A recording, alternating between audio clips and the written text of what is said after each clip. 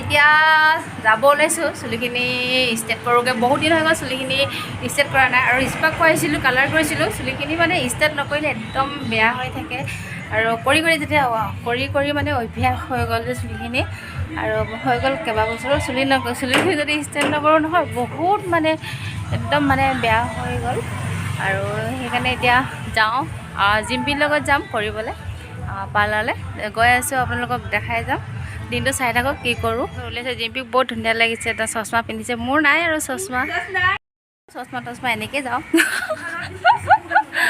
অঁ এইফালে আহি আছে স্কুটি উলিয়াই।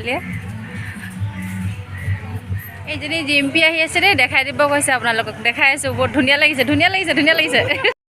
ওলাই ল'লোঁ, এতিয়া ধুনীয়াকৈ গৈ লওঁ।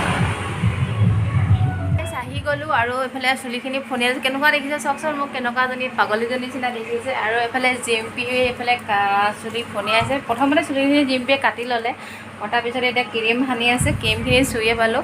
তাৰপিছত মানে আমাৰ পাৰ্লাৰ নহয়, আমি ঘৰতে কৰিছোঁ। এই তাই শদিয়াৰ হয়, চিনাকি কৰি দিম বাৰু আপোনালোকক। আৰু এতিয়া মোৰ চুলিখিনি ক্ৰীম সানিব, আৰু পূৰা কালাৰ কৰি দিয়া হয় যে, সেইকাৰণে চুলিখিনি একদম মানে বেয়া দেখি আছে। সেইকাৰণে ষ্টেটটো কৰি লওঁ। মানে শদিয়াত পাৰ্লাৰ আছে, আৰু তিনিচুকীয়া আহিছে। তিনিচুকীয়া মানে তেখেতৰ ঘৰ হয় তিনিচুকীয়াত, মানে তাৰ মানে মাকৰ ঘৰতে আমাক মাতিলে, সেইকাৰণে পাৰ্লাৰ নকৰোঁ বুলি ক'লে। সেইটো কাৰণে আমি এতিয়া আহিছোঁ। আৰু চাই থাকক আপোনালোকে কিমানখিনি দেখাব পাৰোঁ। বহুত এটা আশা আছিলে বোলে চুলি ষ্ট্ৰেট কৰিবলৈ, আজি তাৰ আশাটো পূৰণ হৈছে বোলে। আজি এইফালে আশা বুলিবলৈ নহয়, মানে চবেই কয় যে কৰি চাইছোঁ আৰু কেনেকুৱা লাগে নিজে। মাহীয়ে চুলি ষ্ট্ৰেট কৰিম একদম মোৰ গৰম কৰি দিছে। সেইকাৰণে আজি একদম পূৰা দাঁত ওলাই গৈছেগৈ, চুলি ষ্ট্ৰেট কৰিছোঁ বুলি। ৱাও, একদম মানে পূৰা চুলি কাটিও লৈছে আৰু দেই। চুলিখিনি মানে হেৰি ক্ৰীম লগাব, এইফালে ধুনীয়াকৈ ফনিয়াই লৈছে। তাই দেখিবলৈ বহুত ধুনীয়া আছে। আৰু তুমি ক'ত শিকিছিলা? ডিব্ৰুগড়ত ন? তাই ডিব্ৰুগড়ত শিকিছিলে। আৰু মানে মোৰ চুলিখিনি কৰি থকাই হয় বাৰু। আপোনালোকে খুব বেছি পাৰ্লাৰলৈ গৈ থকা মোক দেখিয়ে থাকে, ভিডিঅ'বোৰ পায়ে থাকে। আজি ষ্টেট কৰিলোঁ, পূজা আহিলে যেতিয়া, পূজাৰ আৰু এই বাজনীয়ে মানে অফাৰ দিছে মোক, আৰু আমি দুজনেই কৰিছোঁ, জিম্পী আৰু মই।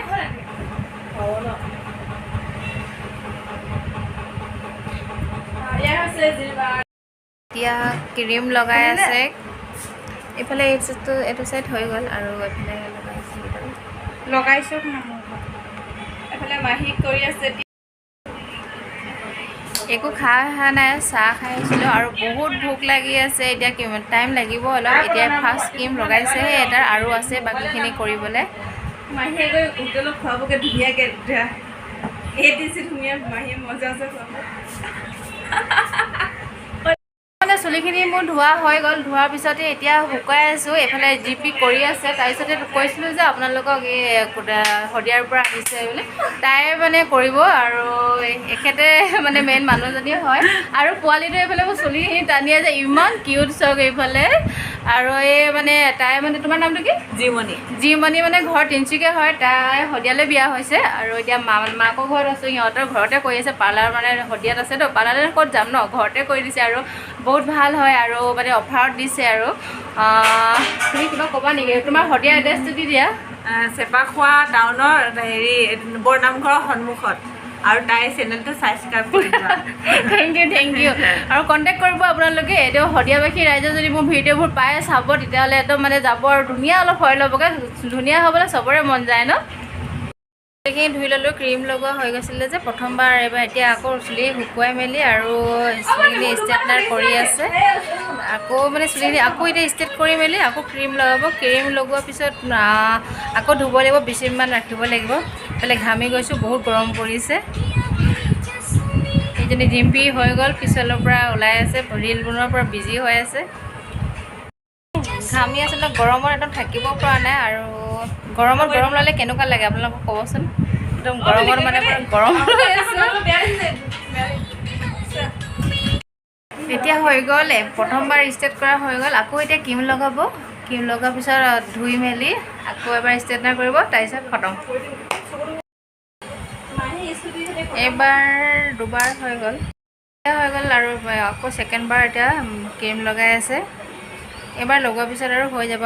বহুত ভাগৰ লাগিছে, ওচনিতে অহা 12টা 11:30 বজাতে ওলাই অহা। একদম মানে চাহ তাহ খালোঁ বাৰু দিলে, চাহ তাহ খাই মেলি আকৌ এতিয়া আৰম্ভ কৰি দিছে।